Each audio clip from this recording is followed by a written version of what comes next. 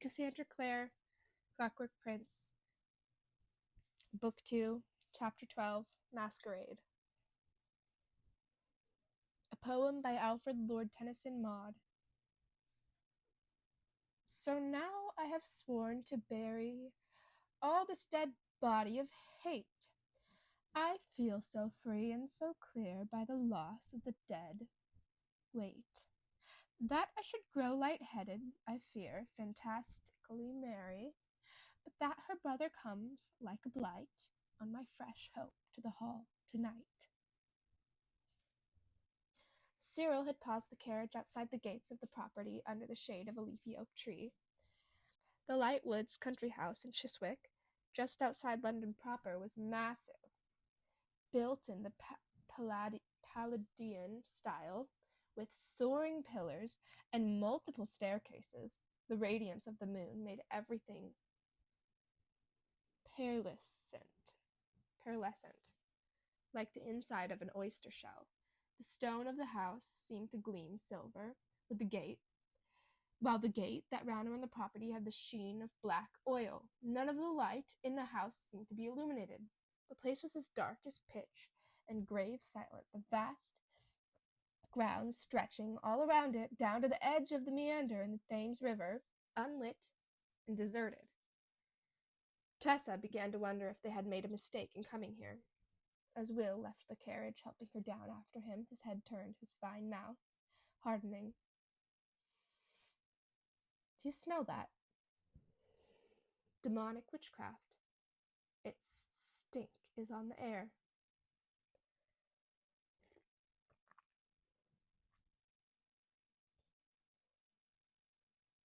Tessa made a face. She could smell nothing unusual. In fact, this far out of the city center, the air seemed cleaner than it had near the Institute. She could smell wet leaves and dirt. She looked over at Will, his face raised to the moonlight, and wondered what weapons lay concealed under his closely fitted frock coat. His hands were sheathed in white gloves, his starched shirt front immaculate. With his mask, he could have been an illustration of handsome highwayman in a penny dreadful. Tessa bit her lip. Aren't you certain? The house looks deadly quiet, as if no one were home. Could we be wrong? He shook his head. There is powerful magic at work here. Something stronger than a glamour. A true ward. Someone very much does not want us to know what is happening here tonight. He glanced down at the invitation in her hand, shrugged, and went up to the gate. There was a bell there, and he rang it, the noise jangling Tessa's already stretched nerves. She glared at him. He grinned. Caelum Danique, angel, he said, and melted away into the shadows. Just as the gate before her opened, a hooded figure stood before her. Her first thought was of the Silent Brothers, but their robes were the color of parchment, and the figure that stood before her was robed in the color of black smoke. The hood hid its face completely. Wordlessly, she held out her invitation. The hand that took it from her was gloved. For a moment, the hidden face regarded the invitation. Tessa could not help but fidget in any ordinary circumstances. A young lady attending a ball alone would be so improper as to be scandalous. But this was no ordinary circumstance. At last, a voice issued from beneath the hood. Welcome, Miss Lovelace. It was a gritty voice, a voice like skin being scraped over a rough, tearing surface. Tessa's spine prickled, and she was glad she could not see beneath the hood. The figure returned the invitation to her and stepped back, gesturing her inside. She followed, forcing herself not to look around to see if Will was following. She was led around the side of the house, down a narrow garden path. The gardens extended for a good distance and around the house, silvery green in the moonlight. There was a circular, black, ornamental pond with a white marble bench beside it and low hedges, carefully dipped, running alongside neat paths. The path she was on ended at a tall and narrow entrance set into the house's side. A strange symbol was carved into the door. It seemed to shift and change as Tessa looked at it, making her eyes hurt. She looked away as her hooded companion opened the door and gestured for her to go inside. She entered the house, and the door slammed behind her. She turned, just as it shut, catching a glimpse, she thought, of the face beneath the hood. She thought she had seen something very like a cluster of red eyes in the center of a dark oval like the eyes of a spider. She caught her breath as the door clicked shut and she was plunged into darkness. As she reached blindly for the handle of the door, light sprang up all around her. She was standing at the foot of a long, narrow staircase that led upward. Torches burning with a greenish flame, not witchlight, ran up the sides of the stairs. At the top of the stairs was a door. Another symbol was painted on this one. Tessa felt her mouth go even drier. It was the Ouroboros, the double serpent, the symbol of the Pandemonium Club. For a moment she felt frozen with fear. The symbol brought bleak memories rushing back, the dark house, the sisters torturing her, trying to force her to change. Nate's betrayal. She wondered what Will had said to her in Latin before he had vanished. Courage, no doubt. Or some variant of that. She thought of Jane Eyre bravely facing down the angry Mr. Rochester, Catherine Earnshaw, who, when mauled by a savage dog, did not yell out no. She would have scorned to do it. And lastly, she thought of Boadicea, who Will had told her was braver than any man. It's just a ball, Tessa, she told herself, and reached for the knob. Just a party. She had never been to a ball before, of course. She knew only a little of what to expect, and all of that was from books. In Jane Austen's book, the characters were constantly waiting for there to be a ball, or arranging a ball, and often an entire village seemed to be involved in the planning and location of the ball. Whereas in other books, such as Vanity Fair, they were grand backdrops against which scheming and plotting occurred. She knew that there would be a dressing room for the ladies, where she could leave her shawl, and one for the men, where they could safely dispose of hats, overcoats, and walking sticks. There ought to be a dance card for her, where the names of the men who had asked her to dance could be marked down. It was rude to dance more than a few dances in a row with the same gentleman. There should be a grand, beautifully decorated ballroom and a smaller refreshment room, where there would be iced drinks and sandwiches and biscuits and tipsy cakes. But it was not quite like that. As the door closed behind her, Tessa found no servants hurrying to greet her, to guide her to the ladies' dressing room and offer to take her shawl, or assist her with a missing button. Instead, a wash of noise and music and light struck her like a wave. She stood at the entrance to a room so grand it was hard to believe that it fit somehow into the Lightwoods' house. A great crystal chandelier hung from the ceiling.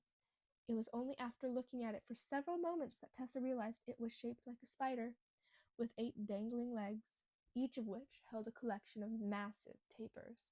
The walls, what she could see of them, were very dark blue, and running all along the side of that faced the river were French windows, some propped open to catch the breeze for the room despite the cool weather outside.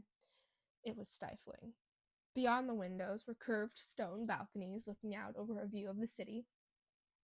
The walls were largely obscured by great swaths of shimmering fabric, loops and whirls of it hanging over the windows and moving in the faint breeze. The fabric was figured with all manner of patterns, woven in gold, the same shimmering, shifting patterns that hurt Tessa's eyes downstairs. The room was crowded with people. Well, not quite people, exactly. The majority looked human enough.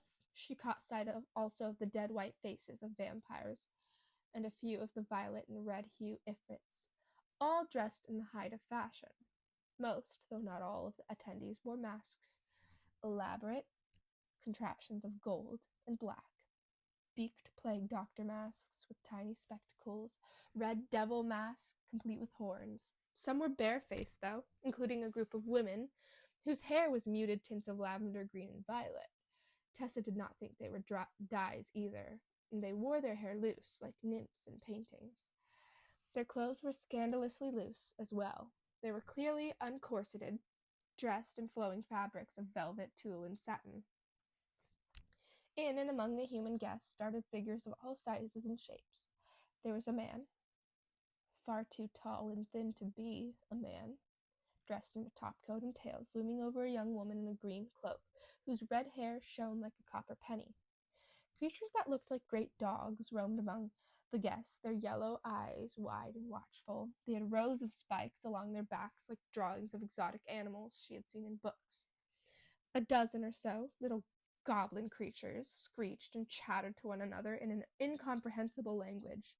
They appeared to be fighting over some food stuff that what looked like a torn apart frog.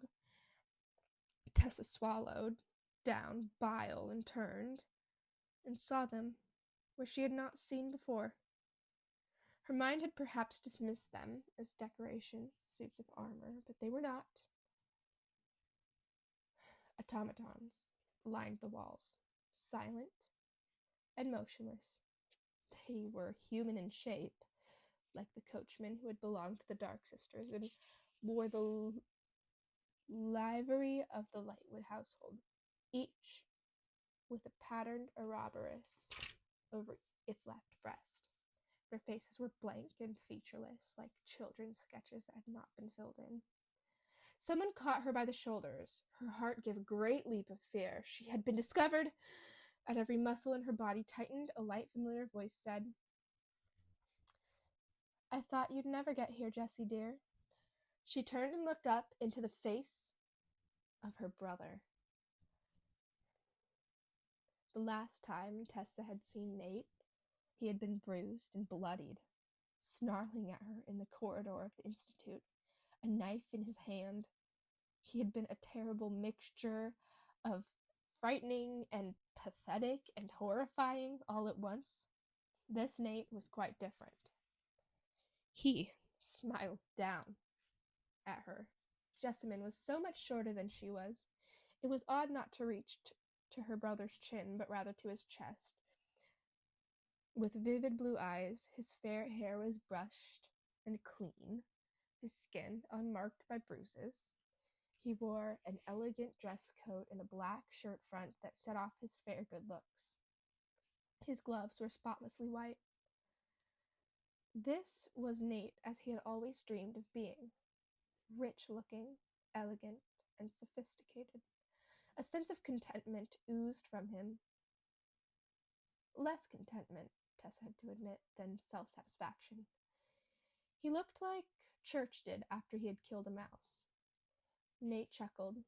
"What is it, Jess? You look as if you'd seen a ghost." "I have. The ghost of the brother I once cared about." Tessa reached for Jessamine, for the imprint of Jessamine in her mind. Again, it felt as if she were passing her hands through poisonous water, unable to grasp anything solid. A sudden fear came over me that you would not be here," she said. This time his laugh was tender. "Ha! Oh, and miss a chance to see you. Don't be a foolish girl." He glanced around, smiling. "Lightwood should lay himself out to impress the Magister more often." He held out a hand to her. "Would you do me the honor of favoring me with a dance, Jessie?" Jessie. Not Miss Lovelace. Any doubt Tessa might have had that their attachment was serious indeed was gone. She forced her lips into a smile. "Of course." The orchestra, a collection of small, purple-skinned men dressed in silvery netting, was playing a waltz. Nate took her hand and drew her out onto the dance floor. Thank God, Tessa thought. Thank God she'd had years of her brother swinging her around the living room of their tiny flat in New York. She knew exactly how he danced, how to fit her movements to his, even in this smaller, unfamiliar body. Of course, he had never looked down at her like this. Tenderly. With lips slightly parted. Oh, dear God, what if he kissed her? She had not thought of that possibility. She would be sick all over his shoes if he did. Oh God, she prayed, let him not try. She spoke rapidly. I had dreadful trouble sneaking out of the Institute tonight, she said. That little wretch, Sophie, nearly found the invitation. Nate's grip tightened on her. But she didn't, did she? There was a warning in his voice. Tessa sensed she was already close to a serious gaffe. He tried a quick glance around the room. Oh, where was Will? What had he said? Even if you don't see me, I'll be there. But he had never felt so much on her own. With a deep breath, she tossed her head into her imitation of Jessamine. Do you take me for a fool? Of course not. I rapped her skinny wrist with my mirror, and she dropped it immediately. Besides, she probably can't even read. Truly, said Nate. They could have found you a lady's maid who more befits a lady. One who speaks French, can sew. Sophie can sew, Tessa said automatically, and could have slapped herself. Passably, she amended, and batted her eyelashes up at Nate. And how have you been keeping since the last time we saw each other? Not that I have the slightest idea what that might have been. Very well. The magistrate continues to favor me. He is wise, Tessa breathed. He recognizes an invaluable treasure when he sees one. Nate touched her face lightly with a gloved hand. Tessa willed herself not to stiffen. All down to you, my darling, my veritable little mine of information. He moved closer to her. I see you wore the dress I asked you to, he whispered. Even since you described how you wore it to your last Christmas ball, I have yearned to see you in it, and may I say that you dazzle the eyes. Tessa's stomach felt as if it were trying to force its way up into her throat. Her eyes darted around the room again. With a lurch of recognition, she saw Gideon Lightwood, cutting a fine figure in his evening dress. Though he stood stiffly against one of the walls, as if plastered there, only his eyes moved around the room. Gabriel was wandering to and fro, a glass of what looked like lemonade in his hand, his eyes glowing with curiosity.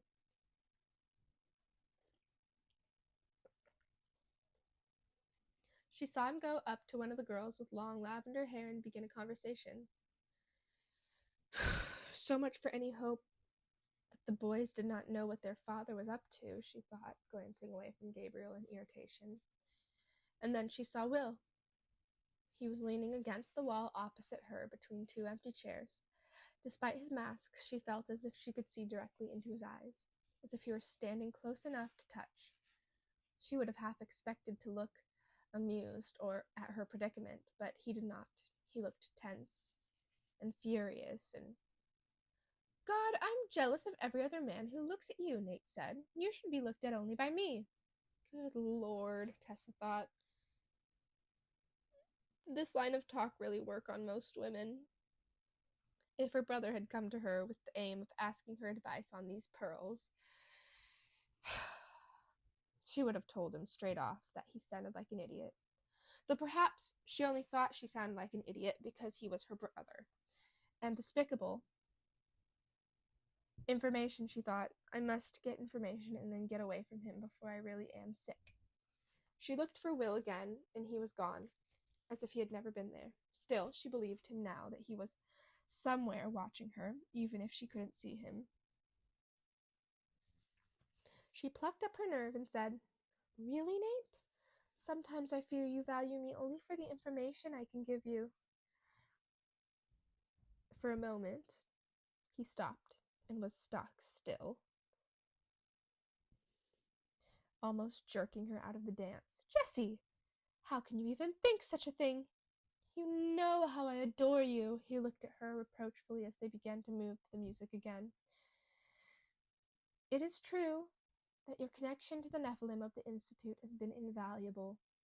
Without you, we would never have known they were going to York, for instance. But I thought you knew that you were helping me because we are working towards a future together. When I have become the Magister's right hand, darling, think how I will be able to provide for you. Tessa laughed nervously. You're right, Nate. It's only that I get frightened sometimes. What if Charlotte were to find out I was spying for you? What would they do to me?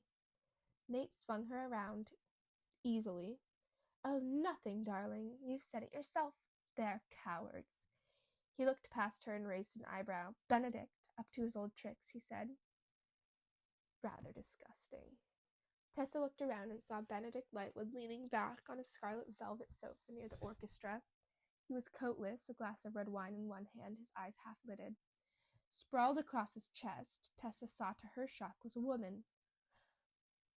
Or at least, it had the form of a woman. Long black hair worn loose. A low-cut black velvet gown, and the head of a little serpent's poking out from her eyes, hissing. As Tessa watched, one of them extended a long, forked tongue and licked the side of Benedict Lightwood's face. That's a demon, Tessa breathed, forgetting for a moment to be Jessamine, isn't it? Fortunately, Nate seemed to find nothing odd about the question. Of course it is, silly bunny. That's what Benedict fancies. Demon women. Will's voice echoed in Tessa's ears. I would be surprised if some of the elder Lightwood's nocturnal visits to certain houses in Shadwell haven't left him with a nasty case of demon pox. Oh, ugh, she said. Indeed, said Nate. Ironic considering the high and mighty manners in which the Nephilim conduct themselves. I ask myself often why Mortmain favors him so and wishes to see him installed in their institute so badly.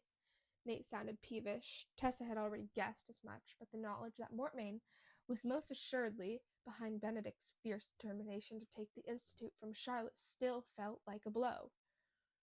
I just don't see, she said, trying her best to adopt Jessie's light, peevish demeanor, what use it will be to the Magister. It's just a big, stuffy old building.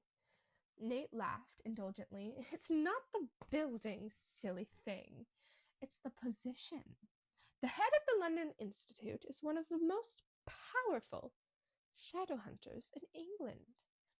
And the Magister controls Benedict as if he were a puppet. Using him, he can destroy the council from within, while the automaton army destroy them from without. He spun her expertly, as the dance required. Only Tessa's years of practice dancing with Nate kept her from falling over, so distracted was she by shock.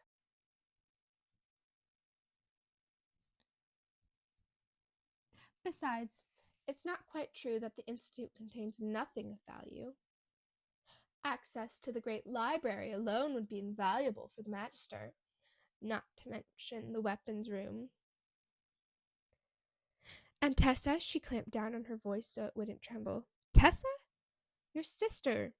The Magister still wants her, doesn't he? For the first time, Nate looked at her with a puzzled surprise. We've been over this, Jessamine, he said. Tessa will be arrested for illegal possession of articles of dark magic and sent to the Silent City. Benedict will bring her forth from there and deliver her to the Magister. It is all part of whatever bargain they struck, though what Benedict is getting from it is not clear to me yet. It must be something quite significant, or he would not be so willing to turn on his own.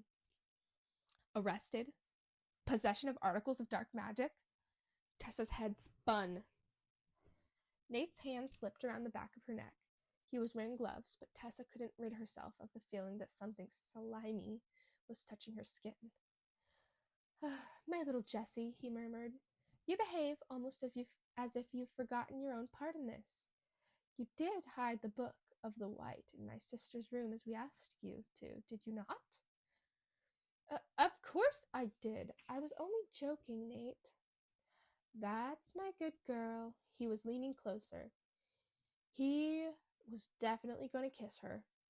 It was most improper, but then nothing about this place could be considered proper. In a state of absolute horror, Tessa spluttered, Nate, I feel dizzy, as if I might faint. I think it's the heat. If you could fetch me a lemonade. He looked down at her for a moment, his big mouth tight with bottled annoyance, but Tessa knew he would not refuse. No gentleman would. He straightened up, brushed off his cuffs, and smiled. Of course, he said with a bow. Let me help you to a seat first. She protested, but his hand was already on her elbow, guiding her towards one of the chairs lined up along the walls. He settled her into it and vanished into the crowd. She watched him go, trembling all over. Dark magic. She felt sick and angry. She wanted to slap her brother, shake him till he told her the rest of the truth, but she knew she couldn't. "You must be Tessa Gray," said a soft voice at her elbow. "You look just like your mother." Tessa nearly jumped out of her skin. At her side stood a tall, slender woman with long, unbound hair the color of lavender petals. Her skin was a pale blue, her dress a long and floating convection of gossamer and tulle. Her feet were bare, and in between her toes were thin webs like a spider's, a darker blue than her skin. Tessa's hands went to her face and said in horror, was she losing her disguise? But the blue woman laughed. "I didn't mean to make you fearful of your illusion, little one. It is still in place. It is just that my kind can see through it.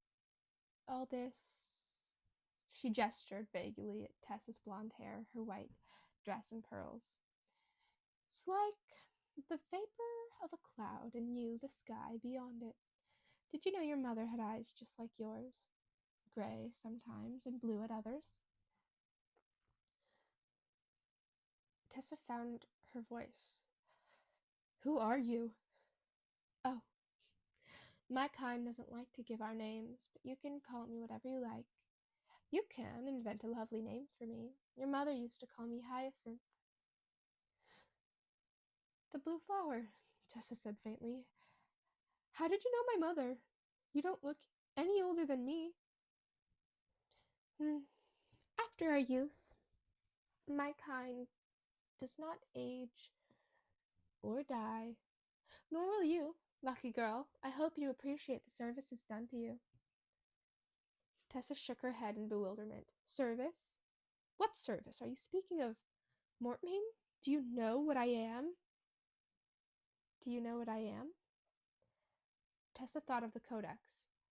"A fairy," she guessed. "And do you know what a changeling is?" Tessa shook her head. "Sometimes," Hyacinth confided, dropping her voice to a whisper, "when our fairy blood has grown weak and thin, we will find our way into a human home and take the best, the prettiest, and the plumpest child, and, quick as a wink, replace the babe with a sickly one of our own. While the human child grows tall and strong in our lands, the human family will find itself burdened with a dying creature. Fearful of cold iron, our bloodline is strengthened." "Why bother?" Tessa demanded. "Why not just steal the human child and leave nothing in its place?" Hyacinth's dark blue eyes widened. "Why, because that would not be fair," she said, "and it would breed suspicion among the mundanes. They are stupid, but there are many of them. It does not do to rouse their ire. That is when they come with iron and torches." She shuddered. "Just a moment," Tessa said. "Are you telling me I'm a changeling?" Hyacinth bubbled over with giggles. "Of course not. What a ridiculous thought." She held her hand to her heart as she laughed, and Tessa saw that her fingers, too, were bound together with blue webbing. Suddenly she smiled, showing glittering teeth. "There's a very good-looking boy staring over here," she said. As handsome as a fairy lord. "I should leave you to your business." She winked, and before Tessa could protest, Hyacinth melted back into the crowd. Shaken, Tessa turned, expecting that good-looking boy to be mate. But it was Will. Leaning against the wall beside her, the moment her eyes found him, he turned and began studiously examining the dance floor. "What did that fairy woman want?" "I don't know," Tessa said, exasperated. "To tell me I'm not a changeling, apparently." "Well, that's good. Process of elimination." Tessa had to admit, Will was doing a good job of somehow blending in with the dark curtains behind him, as if he were not there at all. It must have been a Shadowhunter talent. And what news from your brother? She gripped her hands together, looking at the floor while she spoke. Jessamine's been spying for Nate all this time. I don't know how long exactly. She's been telling him everything. She thinks he's in love with her. Will looked unsurprised. Do you think he's in love with her? I think Nate cares only about himself, said Tessa. There's worse, too. Benedict Lightwood is working for Mortmain. That is why he's scheming to get the Institute, so the Magister can have it, and have me. Nate knows all about it, of course. He doesn't care. Tessa looked at her hands again, and Jessamine's hands, small and delicate in their fine, white kid gloves.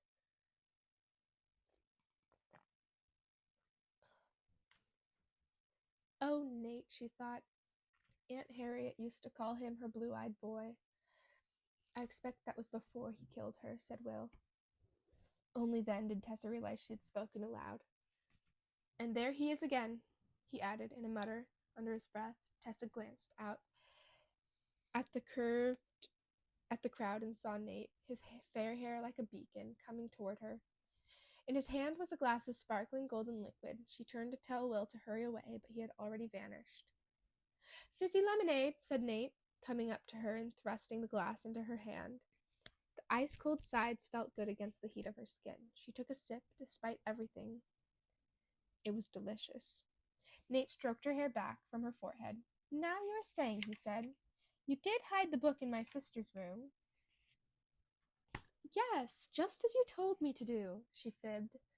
She suspects nothing, of course. I should hope not. Nate. Yes.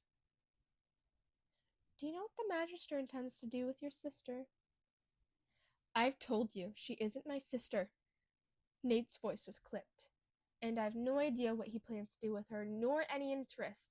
My plans are all for our future together. I should hope that you are as dedicated. Tessa thought of Jessamine, sitting sullenly in the room with the other Shadowhunters while they shuffled through papers about Mortmain. Jessamine falling asleep at the table rather than leave when they were discussing plans with Ragnar Fell. And Tessa pitied her. Even as she hated Nate, hated him, so much it felt like fire in her throat.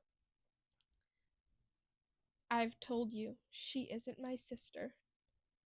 Tessa let her eyes widen, her lip tremble. I'm doing the best I can, Nate, she said. Don't you believe me? She felt a faint sense of triumph as she watched him visibly beat back his annoyance. Of course, darling, of course. He examined her face. Are you feeling better? Shall we dance again? She clutched the glass in her hand. Oh, I don't know. Of course, Nate chuckled. They do say a gentleman should dance only the first set or two with his wife. Tessa froze. It was as if time had stopped. Everything in the room seemed to freeze along with her, even the smirk on Nate's face. Wife? He and Jessamine were married? Angel, said Nate, his voice sounding as if he were coming from far away. Are you all right? You've gone white as a sheet. Mr. Gray, a dull mechanical voice spoke from behind Nate's shoulder. It was one of the blank-faced automatons, holding out a silver tray on which was folded a piece of paper. A message for you. Nate turned in surprise and plucked the papers from the tray. Tessa watched as he unfolded it, read it, cursed, and stuffed it into his coat pocket. My, he said. A note from himself. He must mean the Magister, Tessa thought. I'm needed, apparently, a dreadful bore. But what can you do? He took her hand and raised her to her feet, then leaned in for a chaste kiss on the cheek. Speak to Benedict. He'll make sure you're escorted back out to the carriage. Mrs. Gray. He spoke the last two words in a whisper. Tessa nodded, numbly. Good girl, Nate said. Then he turned and vanished into the crowd, followed by the automaton. Tessa stared after them, both, dizzily. It must be the shock, she thought, but everything in the room had begun to look a little peculiar. It was as if she could see each individual ray of light sparkling off the crystals of the chandelier. The effect was beautiful, if strange and a little dizzying. Tessa! It was Will, evolving effortlessly into the space beside her. She turned to look at him. He looked flushed, as if he had been running. Another beautiful, strange effect, she thought. The black hair and mask, the blue eyes and fair skin, and the flesh across his high cheekbones. It was like looking at a painting. I see your brother got the note. Everything clicked into place. You sent it. I did. Looking pleased with himself, Will plucked the glass of lemonade out of her hand, drained the remainder, and set it on a windowsill. I had to get him out of here, and we should probably follow suit before he realizes the note is a falsity, and he returns. Though I did direct him to Vauxhall. It'll take him ages to get there and back, so we're likely safe. He broke off, and she could hear sudden alarm in his voice. Tessa? Tess? Are you all right? Why do you ask? Her voice echoed in her own ears. Look! He reached out and caught a swinging tendril of her hair, pulling it forward so she could see it. She stared, dark brown. Not fair. Her own hair. Not Jessamine's. Oh, God. She put a hand to her face, recognizing the familiar tingles of the change as they began to wash over her. How long? Not long. You were Jessamine when I sat down. He caught hold of her hand. Come along, quickly. He began to stride toward the exit, but it was a very long way across the ballroom, and Tessa's whole body was twitching and shivering with the change. She gasped as it bit into her like teeth. She saw Will whip his head around, alarmed, felt him catch her as she stumbled and half carry her forward. The room swung around her. I can't faint. Don't let me faint. A wash of cool air struck her face. She realized distantly that Will had swung them through a pair of French doors, and they were out on a small stone balcony, one of many overlooking the gardens. She moved away from him, tearing the gold mask from her face and nearly collapsing against the stone balustrade. After slamming the doors behind them, Will turned and hurried over to her, laying a hand lightly on her back. Tessa! I'm all right, she was glad, for the stone railing beneath her hands, its solidity and hardness inexpressibly reassuring. The chilly air was lessening her dizziness too. Glancing down at herself, she could see she had become fully Tessa again. The white dress was now a full few inches too short, and the lace things so tight that her décolletage spilled up and over the low neckline. She knew some women laced themselves tight just to get this effect, but it was rather shocking seeing so much of her own skin on display. She looked sideways at Will, glad for the cold air keeping her cheeks from flaming. I don't know what happened. That never happened to me before. Losing the change without noticing? Like that? It must have been like the surprise of it all. They're married. Did you know that? Nate and Jessamine. Married. Nate was never the marrying sort. And he doesn't love her, I can tell. He doesn't love anyone but himself. He never has. Tess, Will said again, gently this time. He was leaning against the railing too, facing her. They were only a very little distance apart. Above them, the moon swam through the clouds, a white boat on a still black sea. She closed her mouth, aware that she had been babbling. I'm sorry, she said softly, looking away. Almost hesitantly, he laid his hand against her cheek, turning her face to him. He had stripped off his glove, and his skin was bare against hers. There is nothing to be sorry about, he said. You were brilliant in there, Tessa. Not a step out of place. She felt her face warm beneath his cool fingers and was amazed. Was this Will speaking? Will, who had spoken to her on that roof of the Institute as if she were so much rubbish. You did love your brother once, didn't you? I could see your face as he was speaking to you, and I wanted to kill him for breaking your heart. You broke my heart, she wanted to say. Instead, she said, some part of me misses him as you miss your sister. Even though I know what he is, I miss the brother I thought I had. He was my only family.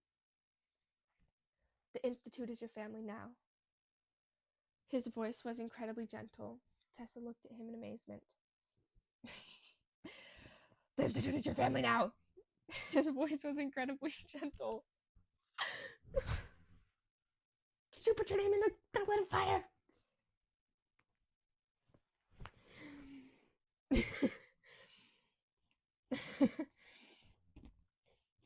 The Institute is your family now. His voice was incredibly gentle. Tessa looked at him in amazement. Gentleness was not something she would ever have associated with Will, but it was there, in the touch of his hand on her cheek, in the softness of his voice, in his eyes when he looked at her. It was the way she had always dreamed a boy would look at her, but she had never dreamed up someone as beautiful as Will. Not in all of her imaginings. In the moonlight, the curve of his mouth looked pure and perfect, his eyes behind the mask nearly black. We should go back inside, she said, in a half whisper. She did not want to go back inside. She wanted to stay here, with Will achingly close and almost leaning into her. She could feel the heat that radiated from his body. His dark hair fell around the mask into his eyes, tangling with his long eyelashes. We have only a little time. She took a step forward and stumbled into Will. Caught her. She froze, and then her arms crept around him, her fingers lacing themselves behind his neck. Her face was pressed against his throat, his soft hair under her fingers. She closed her eyes, shutting out the dizzying world, the light beyond the French windows, the glow of the sky. She wanted to be here, with Will. Cocooned in this moment, inhaling the clean, sharp scent of him, feeling the beat of his heart age against hers, as steady and strong as the pulse of the ocean. She felt him inhale. Tess, he said. Tess, look at me. She raised her eyes to his, slow and unwilling, braced for anger or coldness. But his gaze was fixed on hers, his dark blue eyes somber beneath their thick black lashes, and they were stripped of all their usual cool, aloof distance. They were as clear as glass and full of desire, and more than desire, a tenderness she had never seen in them before, had never even associated with Will Herondale. That, more than anything else, stopped her protest as he raised his hand and methodically began to take the pins from her hair. One by one. This is madness, she thought, as the first pin rattled to the ground. They should be running, fleeing this place. Instead, she stood, wordless, as Will cast Jessamine's pearl clasps aside as if they were so much paste jewelry. Her own long, curling dark hair fell down around her shoulders, and Will slid his hands into it. She heard him exhale as he did so, as if he had been holding his breath for months, and had only just let it out. She stood as if mesmerized, as he gathered her hair in his hands, draping it over one of her shoulders, winding her curls between his fingers. My Tessa, he said, and this time she did not tell him that she was not his. Will, she whispered, as he reached up and unlocked her hands from around his neck. He drew her gloves off, and they joined her mask and Jessie's pins on the floor. On the balcony, he pulled off his own mask next and cast it aside, running his hands through his damp black hair, pushing it back from his forehead. The lower edge of the mask had left marks across his high cheekbones. like little scars, but when she reached to touch them, she gently caught at her hand and pressed them down. "No," he said. "Let me touch you first. I have wanted—" She did not say no. Instead, she stood, wide-eyed, gazing up at him as if his fingertips traced her temples. Then her cheekbones, and softly, despite their rough calluses, outlined the shape of her mouth, as if he meant to commit it to memory. The gesture made her heart spin like a top inside her chest. His eyes remained fixed on hers, dark as the bottom of the ocean, wondering, dazed with discovery. She stood still at his fingertips, left her mouth and trailed a path down her throat, stopping at her pulse, slipping to the silk ribbon on her collarbone and pulling at one end of it. Her eyelids fluttered half-closed as the bow came apart, and his warm hand covered her bare collarbone. She remembered on the Maine how the ship had passed through a patch of strangely shining ocean, and how the Maine had carved a path of fire through the water, trailing sparks in its wake. It was as if Will's hands did the same to her skin. She burned where he touched her and could feel where his fingers had been, even when they had moved on. His hands moved slightly, but slower, lightly but lower, over the bodice of her dress, following the curves of her breasts. Tessa gasped, even as his hand slid to grip her waist and draw her toward him, pulling their bodies together until there was not a millimeter of space between them. He bent to put his cheek against hers. His breath against her ear made her shudder with each deliberately spoken word. "I have wanted to do this," he said. "Every moment of every hour of every day that I have been with you since the day I met you. But you know that. You must know, don't you?" She looked up at him, lips parted in bewilderment. "Know what?"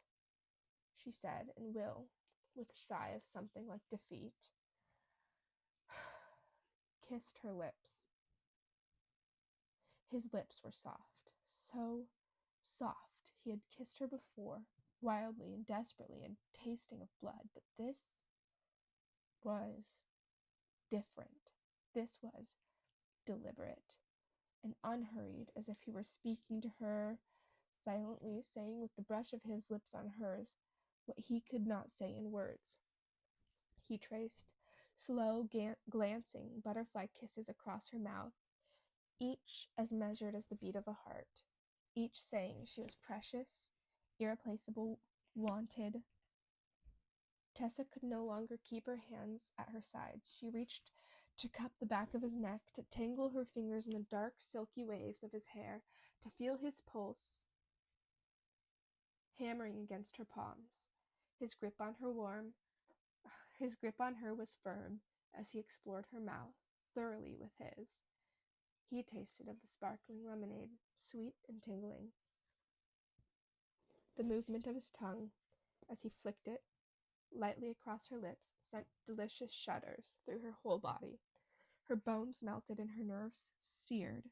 She yearned to pull him against her, but he was being so gentle with her, so unbelievably gentle, though she could feel how much he wanted her in that trembling of his hand, the hammering of his heart against hers. Surely, someone who did not care even a little could not behave with such gentleness. All the pieces inside her that had felt broken and jagged when she had looked at Will these past few weeks began to knit together and heal. She felt light, as if she could float. "Will," she whispered against his mouth. She wanted him closer to her so badly it was like an ache, a painful hot ache that spread out from her stomach to speed her heart and knot her hands in his hair and set her skin to burning. "Will, you need not be so careful. I will not break." "Tessa," he groaned against her mouth, but she could hear the hesitation in his voice. She nipped gently at his lips, teasing him, and his breath caught. His hands flattened against the small of her back, pressing her to him as his self-control slipped and his gentleness began to blossom into a more demanding urgency. Their kisses grew deeper and deeper still, as if they could breathe each other, consume each other, devour each other whole. Tessa knew she was making whimpering sounds in the back of her throat, that Will was pushing her back against the railing in a way that should have hurt but oddly did not, that his hands were at the bodice of Jessamine's dress, crushing the delicate fabric roses. Distantly, Tessa heard the knob of the French doors rattle. They opened, and still she had Will clung to her as if nothing else mattered. There was a murmur of voices, and someone said, "I told you, Edith. That's what happens when you drink the pink drinks," in a disapproving tone. The doors shut again, and Tessa heard footsteps going away. She broke away from Will. "Oh, my heavens!" she said, breathless. "How humiliating!" "I don't care." He pulled her back to him, nuzzled the side of her neck, his face hot against her cold skin. His mouth glanced across hers. "Tess?" "You keep saying my name," she murmured. She had one hand on his chest, holding him a little bit away, but had no idea how long she could keep it there. Her body ached for him. Time had snapped and lost its meaning. There was only this moment, only Will. She had never felt anything like it, and she wondered if this was what it was like for Nate when he was drunk. "I love your name. I love the sound of it." He sounded drunk, too. His mouth on hers as he spoke, so she could feel the delicious movement of his lips. She breathed his breath, inhaling him. Their bodies fit together perfectly. She couldn't help noticing in Jessie's white satin-heeled shoes she was but a little shorter than he was, and had only to tilt her head back slightly to kiss him. "I have to ask you something. I have to know." "So there you two are," came a voice from the doorway. "And quite a spectacular display you're making, if I do say so." They sprang apart. There, standing in the doorway, though Tessa could not remember the sound of the doors having opened, a long cigar held between his thin brown fingers, was Magnus Bane. "Let me guess," Magnus said, exhaling smoke. It made a white cloud in the shape of a heart, and distorted as it drifted away from his mouth, expanding and twisting until it was no longer recognizable. "You had a lemonade." Tessa and Will, now standing side by side, glanced at each other. It was Tessa who spoke first. Yes. Nate brought me some." "It has a bit of a warlock powder mixed into it," said Magnus. He was wearing all black, with no other ornamentation save on his hands. Each finger bore a ring set with a huge stone of a different color: lemon yellow, citrine, green jade, red ruby, blue topaz. "The kind that lowers your inhibitions and makes you do things you would," he coughed delicately, "not otherwise do." "Oh," said Will, and then, "Oh." His voice was low. He turned away, leaning his hands on the balustrade. Tessa felt her face begin to burn. "Gracious, that's a lot of bosom you're showing," Magnus went on blithely, gesturing toward Tessa with the burning tip of his cigar. "Tout le monde sur le balcon, as they say in French," he added, mimicking a vast terrace jutting out from his chest. "Especially apt as we are now, in fact, on a balcony." "Let her alone," said Will. Tessa couldn't see his face. He had his head down. She didn't know what she was drinking. Tessa crossed her arms, realized this only intensified the severity of the bosom problem, and dropped them. "This is Jessamine's dress, and she's half my size," she snapped. "I would never go out like this under ordinary circumstances." Magnus raised his eyebrows. "Changed back into yourself, did you?" "When the lemonade took effect?" Tessa scowled.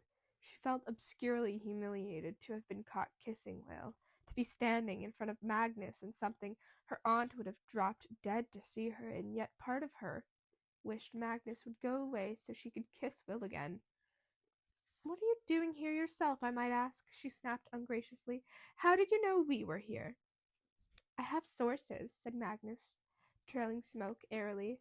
"I thought you two might be up against it.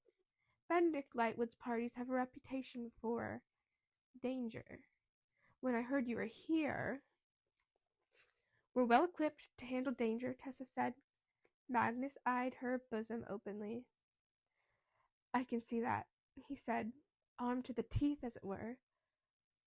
Done with his cigar, he flicked it over the balcony railing. "One of Camille's human subjugates was here and recognized Will. He got a message to me, but if one of you was recognized already, what's the chance that it could happen again? It's time to make yourselves scarce." "What do you care if we get out or not?" It was Will, his head still down, his voice muffled. "You owe me," Magnus said, his voice steely. "I mean to collect." Will turned on him. Tessa was startled to see the expression on his face. He looked sick and ill. "I should have known that was it." "You may choose your friends, but not your unlikely saviors," Magnus said cheerfully. "Shall we go, then? Or would you rather stay here and take your chances? You can start up with the kissing where you left off when you get back to the Institute." Will scowled. "Get us out of here."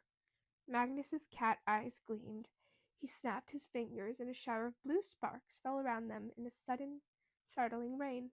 Tessa tensed, expecting them to burn her skin, but she felt only wind rushing past her face. Her hair lifted as a strange energy cracked through her nerves. She heard Will gasp, and then they were standing on one of the stone paths in the garden, near the ornamental pond, the great Lightwood Manor rising, silent and dark, above them. "There," said Magnus, a bored tone. "That wasn't so difficult, was it?" Will looked at him with no gratitude. "Magic," he muttered. Magnus threw his hands up. They still crackled with blue energy like heat lightning. "And just what do you think your precious runes are? Not magic?" "Shush," Tessa said. She was bone-weary suddenly. She ached where the corset crushed her ribs, and her feet in Jessamine's two small shoes were in agony. "Stop spouting off, the both of you. I think something's coming." They all paused, just as a chattering group rounded the corner of the house. Tessa froze. Even in the cloudy moonlight, she could see they were not human. They were not downworlders, either. It was a group of demons. One, a shambling, corpse-like figure with black holes for eyes. Another, half again the size of a man, blue-skinned and dressed in a waistcoat and trousers, but with a barbed tail, lizard's features and a flat snake-like snout, and another that seemed to be a spinning wheel covered in wet, red mouths. Several things happened at once. Tessa jammed the back of her hand against her mouth before she could scream. There were no point in running. The demon had already seen them and had come to a dead stop on the path. The smell of rot wafted from them, blotting out the scent of the trees. Magnus raised his hand, blue fire circling his fingers. He was muttering words under his breath. He looked as discomposed as Tessa had ever seen him. And Will, whom Tessa had expected to reach for his seraph blades, did something entirely unexpected. He raised a trembling finger, pointed at the blue-skinned demon, and breathed, "You." The blue-skinned demon blinked. All the demons stood stock still, looking at one another. There must have been some agreement in place, Tessa thought, to keep them from attacking the humans at the party, but she did not like the way the wet red mouths were licking their lips. The demon Will had addressed said in a surprising ordinary voice. I don't recall. That is, I don't think I've had the pleasure of your acquaintance." "Liar!" Will staggered forward and charged. As Tessa watched in amazement, he barreled past the other demons and threw himself onto the blue demon. It let out this high-pitched shriek. Magnus, watching what was going on with his mouth open, Tessa cried, "Will! Will!" But he was rolling over and over on the grass with the blue-skinned creature, which was surprisingly nimble. He had it by the back of its waistcoat, but it tore free and dashed away, streaking across the gardens, Will in hot pursuit. Tessa took a few steps after them, but her feet were a white-hot agony. Kicking off Jessamine's shoes, she was about to race after Will when she realized the remaining demons were making an angry buzzing noise. They seemed to be addressing Magnus. "Ah, well, you know," he said, having regained his composure, and he gestured in the direction that Will had disappeared in. "Disagreement over a woman? It happens!" The buzzing noise increased. It was clear the demons did not believe him. "Gambling debt?" Magnus suggested. He snapped his fingers, and flame burst up from his palm, bathing the garden in its dark glow.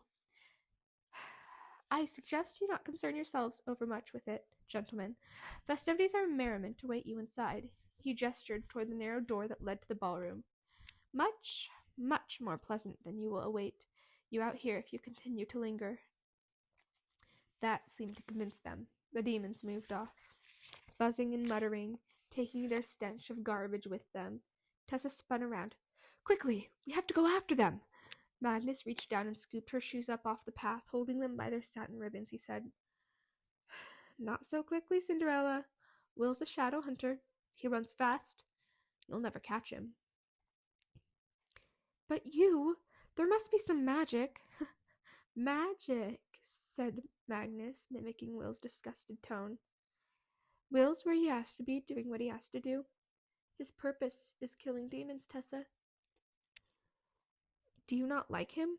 Tessa asked. It was an odd question, perhaps, but there was something in the way that Magnus spoke to Will, that she could not put her finger on. To her surprise, Magnus took the question seriously. "I do like him," he said, "though rather despite myself. I thought him a pretty bit of poison to start with, but I've come around. There is a soul under all that bravado, and he is really alive. One of the most alive people I have ever met. When he feels something, it is as bright and sharp as lightning." "We all feel," Tessa said, thoroughly surprised. Will, feeling more strongly than anyone else, madder than everyone else, perhaps. "Not like that," said Magnus. "Trust me. I have lived a long time, and I do know." His look was not without sympathy. "And you will find that feelings fade, too, the longer you live." The oldest warlock I ever met had been alive nearly 1,000 years, and told me he could no longer even remember what love felt like, or hatred either. I asked him why he did not end his life, and he said he still felt one thing, and that was fear. Fear of what lies after death. The undiscovered country from whom born no traveler returns.